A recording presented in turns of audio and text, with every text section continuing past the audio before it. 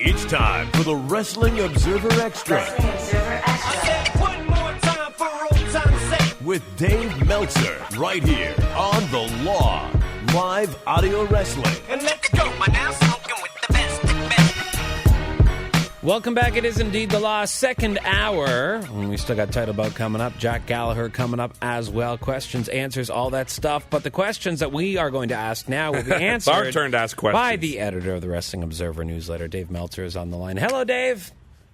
Hey, how are you? Doing very well, Dave. Dave, we just came off chatting about the CM Punk and all the developments that have come up this week in regards to it getting out, how much he was paid, and a little bit about the buy rate, at least an indication.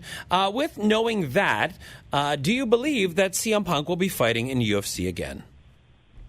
You know, that's a really tough question because my gut would say no, but there's some really good reasons to say yes. I mean, from a business standpoint, the answer should be yes. But from a sports standpoint, the answer should be no. They don't need him. They did. I always think that back to the fact that they cut Kimbo when Kimbo could still draw for him. And so I think that he won't, but I wouldn't, you know, I mean, there's a lot of mileage in the sense of if you put him on like a free TV special, I think that it would be huge because, again, the pay-per-view did very well, but I think that there'd be even more value in a free TV special since he hasn't been on free TV in a fight yet. And plus, if we look at the buy rates, Dave, and it does draw this, you know, an extra 200,000 buys or whatever. I mean, would they want him to go to somewhere like Bellator or competition? I would think they wouldn't want that. Yeah, I would think the same thing because it's a lock that he'll get an offer from Bellator, and it's a lock that he'll help Bellator's ratings. So that's another reason to keep him, at least for one more fight. I mean, I don't think another pay-per-view fight will draw the amount of extra buys that this one would, but I think a free TV fight would do very well. And, you know, and also the thing with Bellator, too, is Bellator will have no compunction about finding a guy that will be a lot more of an even fight for him, whereas UFC, when you look back on it, UFC, they were trying for a win-win. Like, if Punk was good, I'm sure that they would have been very happy for Punk to win, but they picked a really marketable guy with the idea that, well, if Punk can't fight, we're going to at least make a star out of Mickey Gall. And with Bellator, you know, with Scott Coker, when he does celebrities, you know, I mean, it was never to build a star out of the opponent. It was to build a star out of the guy. So, you know, it wouldn't be I mean, you never know what would happen, but I don't think that he would get as tough of a fight. Well, one thing we've just seen, though, is with Chael Sonnen signing with Bellator, John brought up the point that was interesting that Chael's contract with UFC was just gone at a certain point, and he was able to sign with Bellator. And that story hasn't been told yet of how that came about. What, Chael's contract? Yeah. I was under the impression that, and you know, I don't know exactly. I got the impression that Chael was cut when he failed all those drug tests, that they released him from his contract. But it could be, you know, if not, then there's probably something else. But yeah, I mean, the thing is, that was because the Bellator signing came out of left field for me because I was just assuming Chael was going to come back to UFC. Mm-hmm. You know, he already, you know, started being drug tested and everything like that. And even though he said he wasn't going to come back, I mean, you don't put your name in for drug testing unless you're planning on coming back. Yeah, we'd heard that a while ago as well. Let's flip over to wrestling here. New York Post article. You knew we had to go here, Dave. New York Post article saying TNA, who's going to own this thing?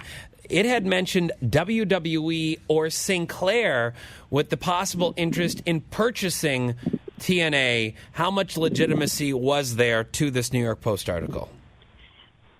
I don't know. Okay, so Sinclair definitely had talks with TNA, you know, months and months ago. I think we talked about it, you know, on the air, you know, about around when it was happening. But I haven't heard anything in a long time on it, and I don't know if they've come back to the table. The stuff that I've heard of two, you know, Billy Corgan and another offer, which I, you know, don't know exactly the participants, but I know I'm actually going to probably find out tomorrow because I know people who know. And you know, like, and they believe that they were the people. As far as WWE will buy the tape library, but it's not like WWE is going to buy them to keep them on TV as opposition. I don't see that happening at all. And I almost see it as like, it almost felt to me like it was a planted article in the sense of, you know, we're going to make the company look really good. And Billy Corgan could get publicity because of the Smashing Pumpkins and everything. So, again, WWE, yeah, they're in. Of course, they'd be interested in the tape library with the network that they have and everything like that. And there are reasons for Sinclair to buy it, in the sense that if they were to buy it and get Ring of Honor, like the TD in India and the TD in the UK, and that's paying TV. The thing with TNA is TNA has the paying international TV, and they have a deal which is a barter deal, so to speak, with Pop. But that's a lot of exposure that TNA doesn't have. I mean, that ROH doesn't have. Yeah, ROH doesn't have. So there is value in Sinclair in buying this to expand ROH. And unlike with TNA, ROH can go and tour and make money because they can do that, and they can, they have revenue. They have other forms of revenue. The problem with TNA is that that's their only form of revenue, and they can't make money the way their company is structured right now. But I expect Billy Corgan to end up owning it relatively soon, and hopefully he'll make changes that'll turn the thing around. Would one of those changes possibly be Alberto Del Rio? Because it sounds like they might be talking to Alberto, but with no money there and these problems, how do you pay this guy who's going to be expecting a big, fat check? Yeah, well, I mean, that's the same thing exactly. They've been wanting him for a long time. I mean, Alberto... what's funny is, as Alberto, the first time he got fired, he didn't quit, he got fired. It was like super timing for him. Lucha Underground was willing to spend money. TNA was. He picked Lucha Underground. AAA was very ambitious. Now, it's like he quit. And, I mean, the landscape is so different because it's like, yeah, TNA would love to have him, but TNA needs to figure out a way to make some money to afford him. And, in the same way, Lucha Underground, they're not a startup now. I mean, they're in several years, and they, they have their own financial issues too. And so, what do you see? So, does that just leave Mexico for Del Rio? Well, he's working in AAA Big Show on October 2nd, and he'll do indies, and he's got some UK dates and things like that. But I expect somehow, some way, he's going to end up in TNA. That's just my gut. Let's talk about his girlfriend. Paige spoke out finally this week and said she was not suspended for a drug test, but more so because she didn't get to the specified test on time. I'd like to know when USADA took over testing for the WWE. I've never heard of this before. Yeah. To me, there's got to be a lot more to this story that's just not out. Yeah, I think there probably is. This is the way I heard the story, okay, is that that they went to, because most of the time all their drug testing's done at TVs usually. Mm-hmm. Well, she's been injured, so sometimes, I mean, I know with Rey Mysterio, when he was injured, they would come to his house and test him from time to time, because they have to test everyone 4 times a year. So I think that when she was injured, they came to test her, and she wasn't home. I think she was in Texas with Alberto, actually. And she did eventually take the test, but, and again, I don't know how many days after, but it was more days after than I guess was acceptable, and so it was considered a failure in the sense that, they probably contact her and go, and again, I don't know what the whole specificity, I mean, if you run away from a test, it's like a failure, and I'm not saying she ran away, but she probably, and then I think she kind of said this, is she was too late with her test. They probably said, okay, you've got to do it by such and such a date, and for whatever reason, she missed the deadline. Mm-hmm. Yeah, very, very, very strange story, that one. There's definitely more to that, I think, than obviously what we're hearing. There has to be in some way, doesn't there? Also with TNA, Dave, Brandi Runnels coming in as a knockout. Does that mean that Cody might perhaps show up there as well? Or again, is it a money thing? Can they not afford him? Well, Cody, his goal is to work TNA, with him and his wife against the Bennetts. But Cody's, unless something's changed in the last couple of weeks, Cody's goal also was to not sign with anyone. He just wanted to come in and freelance with them. Mm-hmm. I know he's got, it's tricky because he's got, he's starting with Ring of Honor at Bound for Glory, but he's got probably, I think, I don't know. Well, you said he's starting with Ring of Honor at Bound for Glory. You mean, at Final Battle. Final Battle, okay. Right. He's starting at Final Battle in December. I'm getting all mixed up because of these two different companies. Yeah. So, and he's got a lot of dates with Ring of Honor. So I know his goal is to work for both, but those groups don't want someone working for the other. So he's in a very, I don't know how it's all going to shake out, but I know that's what he wants, and he definitely wants to do the feud in TNA with the Bennett. So he's hoping to do both. A big story that popped up yesterday, Dave, was in regards to Terry Funk saying goodbye to the audience at the House of Hardcore show. Do we know the latest on, because a lot of questions came up in regards to his health and how he didn't want to leave the ring, but then after he was smiling and he was okay, what's going on with Terry Funk? Do we have an update here?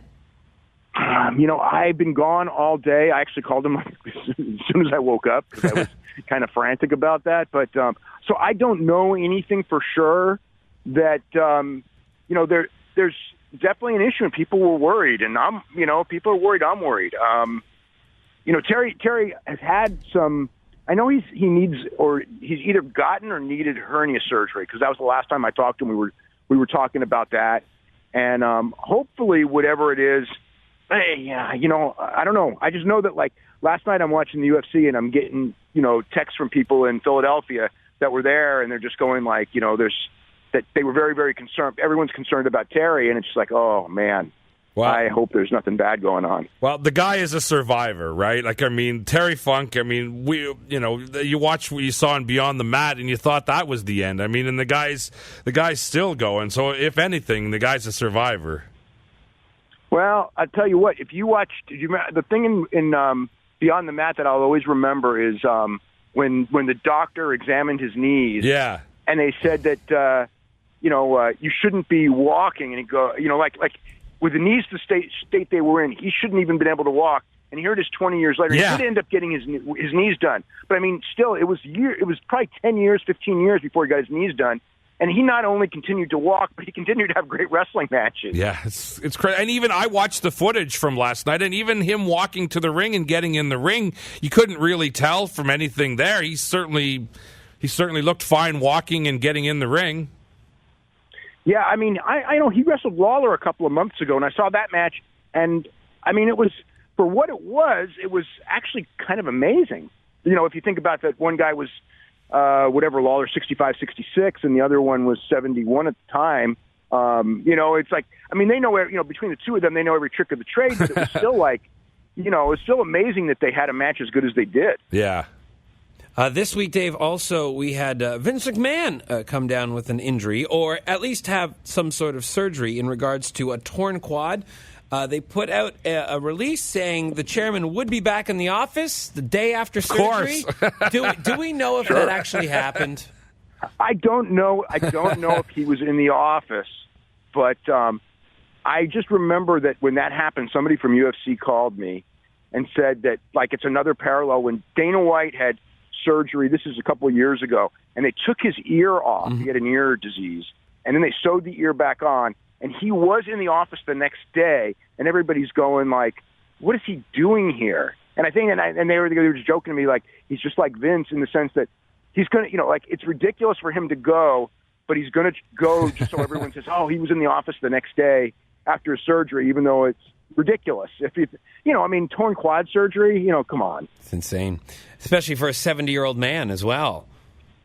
Yeah, That's a bad injury. I mean, he had two of them again. Royal Rumble 11 years ago, and he did recover. But it took him months to recover. It wasn't like he was like all well and good in 3 weeks. Finally, Dave, before we go here, tomorrow night we're going to see the Cruiserweights pop onto Monday Night Raw. If you were booking this, how would you introduce the Cruiserweights tomorrow night? I haven't really thought of it, but I think that probably. I would want to do a single and a tag. The tag just to get some guys exposure, and the single to focus on building one of the guys, whoever it would be, to get the shot at TJ Perkins for the championship at the pay-per-view on Sunday. So, but I would introduce them with video features and promo after their matches, and make it like a real highlight of the show. Yeah. Not just kind of throw it in late in the third hour in that death spot because. And tomorrow's really important because if they don't make a big deal out of it, honestly, I think that it might be doomed from the start because it's either going to be it's either going to be really huge and a success, and they go in there with great matches, or they're going to present it as filler. And if they present it as filler, I mean, we've seen cruiserweights as filler before. We already know what happened. Yeah, there. on those days of Nitro, exactly. But I'm guessing they Nitro have all, and WWE. Yeah, they have all those features that they did for the Cruiserweight Classic. Just show some of those again and show them throughout the show. It doesn't seem to be that hard to do. I think it's easy, and the guys they've got enough guys that are really talented. I mean, the matches in the Cruiserweight Classic on the Cruiserweight show were better than the matches on Raw by a long shot. Yeah. So there's no reason you can't go in there and present like a 13-minute match with Grand Metalik or somebody like that, any of them against each other, where they'll just go out there and tear the house down. I mean, they can. We've seen it. They just got to be able. But if they're going out there and they do 3 minutes and it's over and done, then it won't work as well. Well, and we have to know who they are. If they go out and do long, then it's and that if they don't introduce them, it's no good either. Yeah, no, it's got to be. It shouldn't be early in the show. It should be built up for about 2 hours or something like that, and maybe and then presented. When they present it, it should be like, this is like it. This is a big deal. Like a key part of the show. And again, that's they have to. If they don't do it, it'll wind up not working. Dave, we got to go, but what's coming up quickly in the Observer? Good question. I mean, coverage of the shows this week and whatever else. Hopefully, I don't have any great feature ideas. I mean, there was one. I don't know. I mean, just all right. Whatever the news. I wrote a feature on the Legends Night at Arena Mexico, and I'll probably do something on Japan and things like that. But nothing out of the ordinary, which scares me to death because that means something's going to break on Tuesday. All right, Dave. Well, we look forward to that and chatting with you next week. Same time, same place. Okay. Have a great week. Great. You too, Dave Meltzer. WrestlingObserver.com is where you can find his work.